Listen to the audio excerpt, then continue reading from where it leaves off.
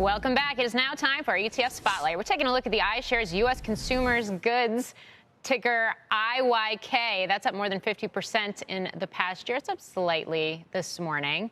One of the fund's biggest holdings is Tesla, getting an upgrade and price target increase at Canaccord Genuity. You can see shares there up 3.5%. Jed Dorsheimer is the analyst who made that call, and he joins us now. Jed, thanks for being on.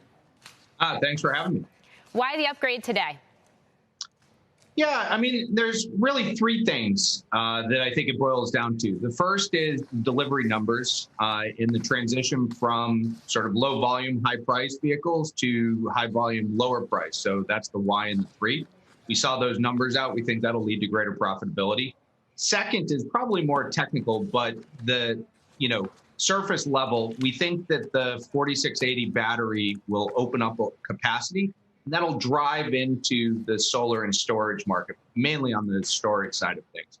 And the third is really the effect that we can only compare to Apple in terms of the brand value that Tesla's driving in the energy market.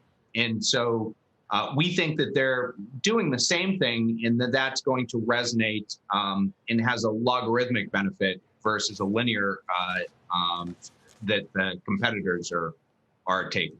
So those would be the three things. Okay. I want to go back to the solar and home energy market piece of this. I mean, Tesla acquired SolarCity a couple years ago. It wasn't a focus for investors. It didn't seem to be a part of the business that was getting much attention within the company either. You mentioned Apple. The fact that they did just ink this deal with Apple, do you see that as a tipping point for this piece of the Tesla pie?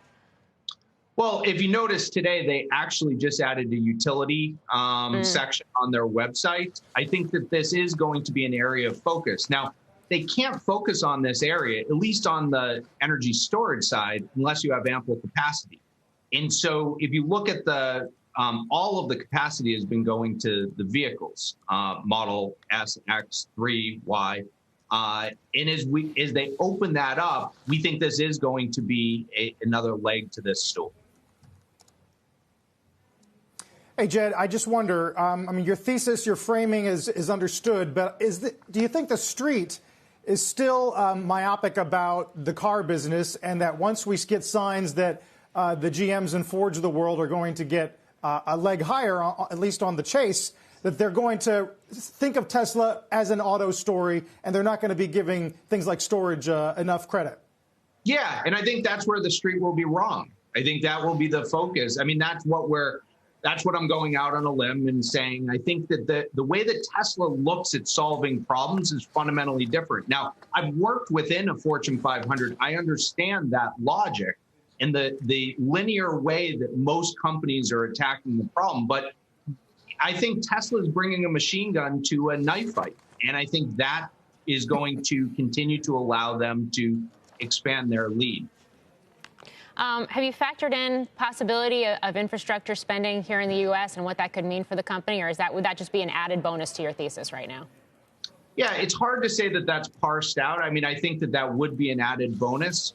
Really, the energy storage angle is what we have changed to our model, and that is probably what's new, as well as the delivery. I think everything else is a bit of a tailwind for them. At least at this point. One of the risks to our call is probably on the chip shortage side. And we don't think that is going to be a major near-term headwind, but that is a risk to the timing of our upgrade. I'm glad you brought that up, given the fact that semiconductors are very much in focus with the White House holding that event today. Jed, thanks for joining us.